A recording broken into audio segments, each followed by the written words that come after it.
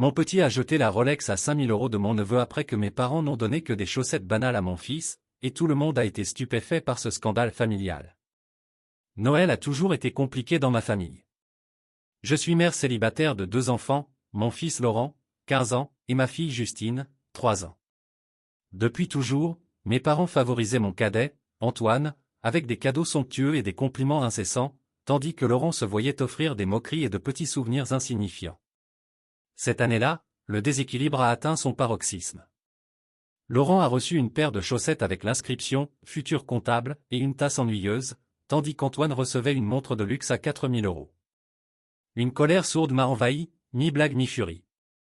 Sans réfléchir, j'ai demandé à Justine de jeter la montre. Et elle l'a fait.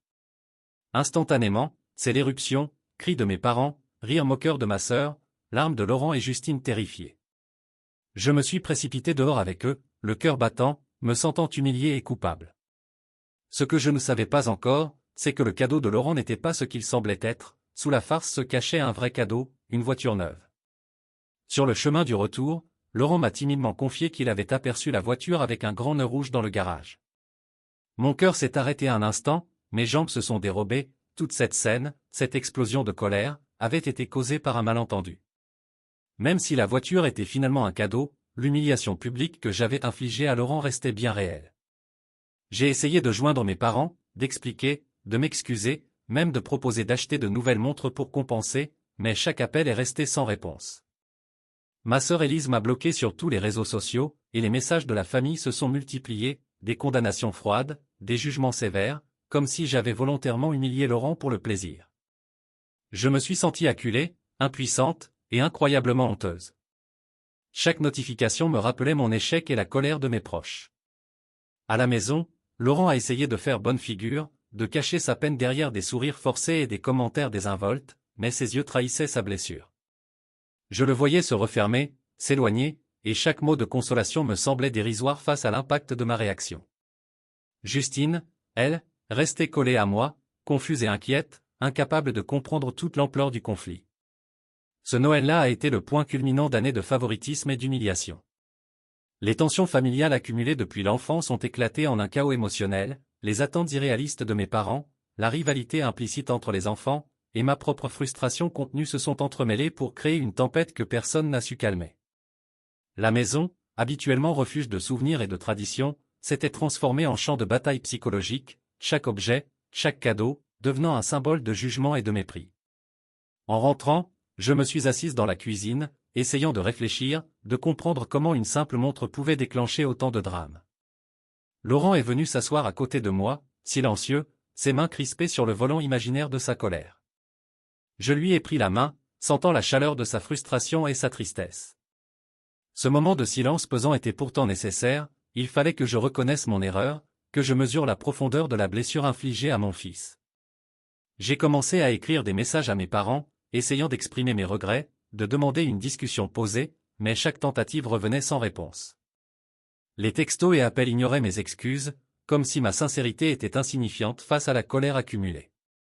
La distance émotionnelle entre nous s'était élargie d'un coup, et je comprenais que rétablir la confiance allait demander plus que des mots, il fallait des actions concrètes, des preuves de ma volonté de réparer, de protéger mes enfants de cette toxicité familiale. Ce Noël a marqué un tournant dans ma vie et celle de mes enfants. Il a mis en lumière la fragilité des relations familiales, les cicatrices laissées par des années de favoritisme, et la nécessité de poser des limites claires pour protéger ceux que j'aime. Laurent avait été blessé, mais sa résilience silencieuse m'a donné la force de ne pas céder à la honte totale. Je savais que chaque pas vers la réparation serait difficile, mais indispensable pour reconstruire un semblant de paix dans notre foyer. 2 jours plus tard, une nouvelle est tombée comme un coup près, mes parents m'avaient assigné en justice pour « dommages intentionnels à la propriété ». Je respirais à peine, le souffle court, incapable de croire que cette guerre familiale prenne une tournure judiciaire. Laurent, avec ses yeux tristes mais lucides, m'a montré des messages sur son téléphone, des propositions insidieuses de ma famille. Il promettait la voiture à mon fils à condition qu'il reste loin de moi, qu'il s'éloigne de sa propre mère. Chaque notification, chaque sonnerie semblait être une accusation contre moi, me poussant à l'isolement. Mon travail est devenu un autre champ de bataille. Ma supérieure, amie proche de ma mère, a commencé à me traiter avec distance et froideur. Les regards et les chuchotements au bureau me rappelaient que l'humiliation ne se limitait pas à la sphère familiale. Pour protéger mes enfants de ce chaos, j'ai passé plusieurs nuits dans ma voiture, refusant qu'ils me voient brisé, en proie à la honte et au stress. Chaque réveil dans ce siège froid était un rappel cruel que ma sécurité émotionnelle avait été arrachée par ceux qui étaient censés m'aimer et me protéger. Puis, un détail a fait basculer ma perception. Les fameuses montres, que j'avais cru endommagées dans un accès de colère, n'étaient en réalité pas cassées. Élise, ma sœur, les avait sorties de la poubelle et avait menti sur leur état, amplifiant le conflit et manipulant toute la famille contre moi. Ce mensonge soigneusement entretenu transformait mon geste impulsif en crime aux yeux de tous. La rivalité, la jalousie et la volonté de contrôler Laurent avaient été maquillées en outrage moral. Je me suis retrouvé coincé entre la loi, la famille et la vérité. Les documents judiciaires détaillaient des dommages inexistants, mais l'impact psychologique sur moi et mes enfants était réel. J'étais la méchante, celle qui avait brisé l'équilibre familial, alors que la manipulation de ma sœur et le favoritisme des parents étaient les véritables causes de la tempête. Ce fut le moment où j'ai compris que la seule façon de me défendre était de rassembler des preuves tangibles. Messages, vidéos, témoins, tout ce qui pouvait démontrer la supercherie d'Élise et l'intention malveillante de mes parents devait être documenté. Chaque capture d'écran, chaque témoignage était un pas vers la réappropriation de ma dignité. Le tribunal est devenu un champ de bataille stratégique. Je ne pouvais pas crier, pleurer ou supplier. Je devais rester calme, ironique, méthodique. La colère devait être transformée en force, la honte en arme de vérité. Je savais que si je cédais aux émotions, j'offrais aux manipulateurs le contrôle sur moi et sur mes enfants. Chaque audience, chaque dépôt de documents était une victoire silencieuse, un rappel que je n'étais pas la coupable que tout le monde voulait voir. Pendant ce temps, Laurent me regardait avec une prudence nouvelle. Ses yeux disaient « Je comprends, maman, mais je te protège comme tu nous protèges. » Et Justine, dans son innocence, me serrait la main avec confiance, ignorant la complexité des conflits, mais me rappelant que le vrai champ de bataille n'était pas devant le juge, mais dans le cœur des enfants et dans le mien. Ce procès, bâti sur des mensonges et des manipulations, m'a enseigné une leçon amère: les proches peuvent trahir, les apparences peuvent tromper, et parfois, pour protéger ceux qu'on aime, il faut rester froid, calculateur, et garder son humanité pour soi.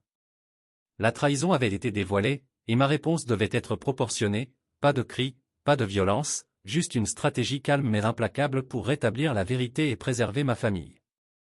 Avec l'aide de ma cousine, la vérité a commencé à émerger. Les fameuses montres, censées représenter une richesse ostentatoire et provoquer ma colère, n'étaient en réalité qu'une simple réplique, achetée par Élise pour environ 600 € avec la carte d'entreprise de son mari.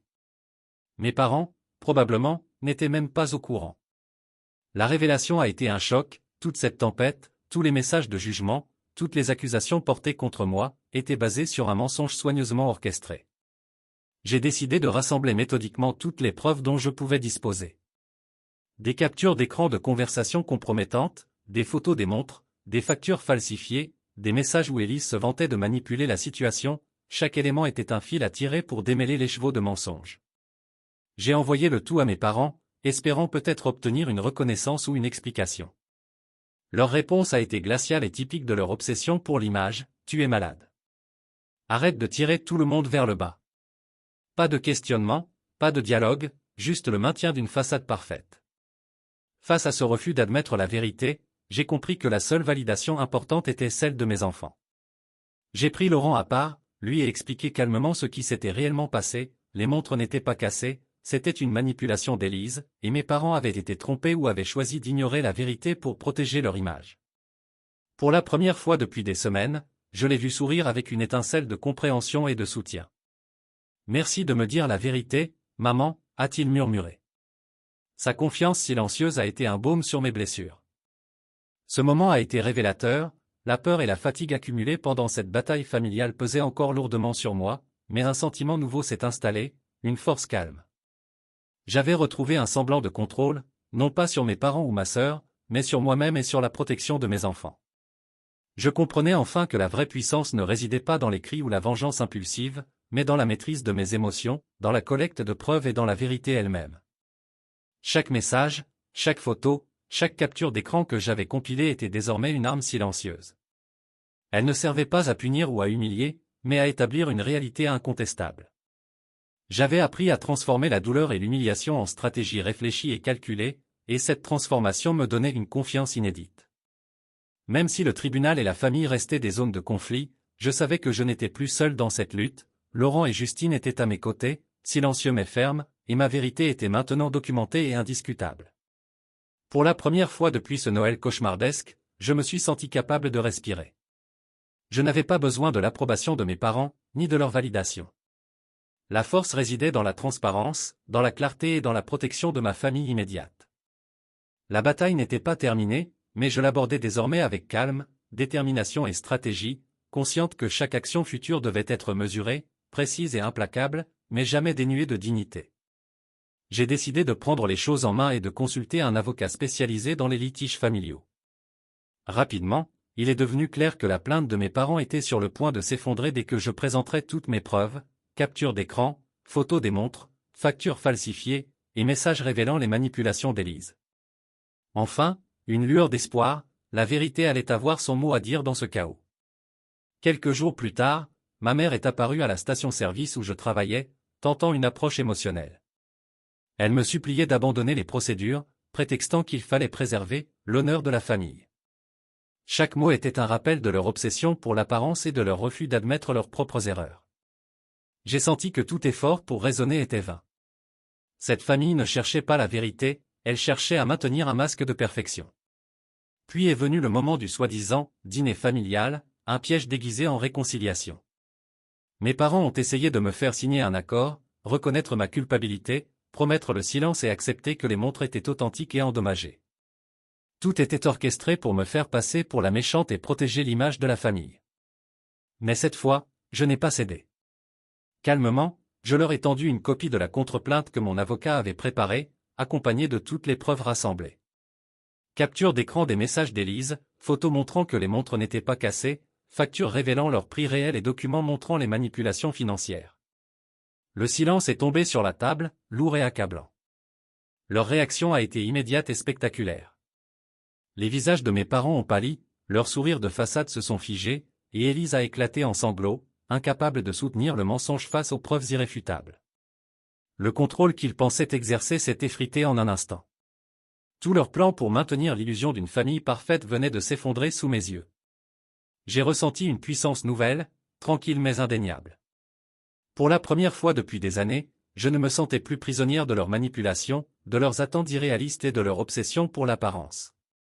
Le tribunal ne me donnerait pas seulement raison sur le plan légal, il avait déjà commencé à rétablir ma dignité. Les rumeurs familiales ont commencé à changer de ton. Ceux qui m'avaient accusé, ceux qui avaient alimenté les moqueries et les jugements, ont été forcés de reconnaître, même discrètement, que la vérité n'était pas de leur côté.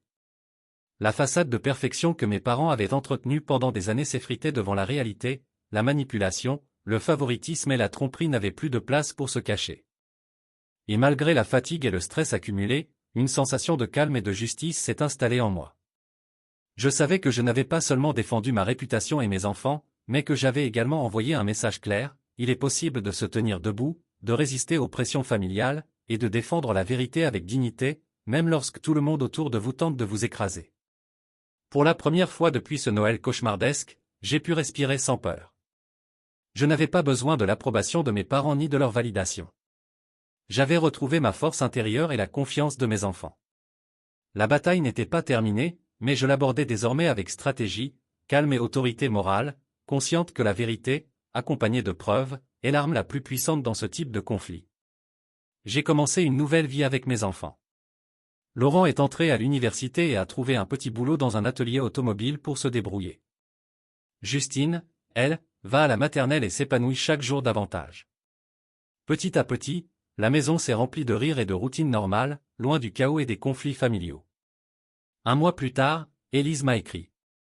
Dans un message qui n'appelait aucune réplique, elle a reconnu la vérité, les montres étaient des répliques, achetées avec la carte de son mari, et elle avait menti sur leur état pour m'humilier. Elle avouait également que mes parents avaient soutenu ses manigances, comparant mes enfants et moi dans mon dos. La révélation était amère, mais elle m'a apporté une clarté libératrice, le poison n'était plus entre mes mains. Mes parents ont payé le prix de leur manipulation. Ils ont perdu leur maison en aidant Élise lors de son divorce, et mon père a subi un léger AVC, probablement dû au stress accumulé. Je n'ai ressenti ni joie ni vengeance. J'ai simplement poursuivi ma vie, concentré sur mes enfants et notre bien-être. Les montres, symboles de tant d'injustice et de favoritisme pendant des années, ne définissent plus notre histoire. Pour la première fois, la maison, mes enfants et moi respirions en paix. La vérité avait triomphé, mais sans éclat ni drame. La justice n'était pas seulement dans les tribunaux, elle résidait dans la sérénité retrouvée, dans la dignité intacte, et dans le choix de ne plus permettre à quiconque de dicter notre valeur ou notre bonheur. Chaque sourire de Laurent, chaque rire de Justine, chaque repas calme à la maison me rappelait que la victoire véritable ne se mesure pas en rancune, mais en paix retrouvée. Nous avancions, protégés par la vérité, unis par l'amour, et libres enfin de toute manipulation. Les cicatrices restent, mais elles ne gouvernent plus notre vie. Le passé, avec toutes ses injustices, n'est plus qu'un souvenir qui renforce notre force et notre lien.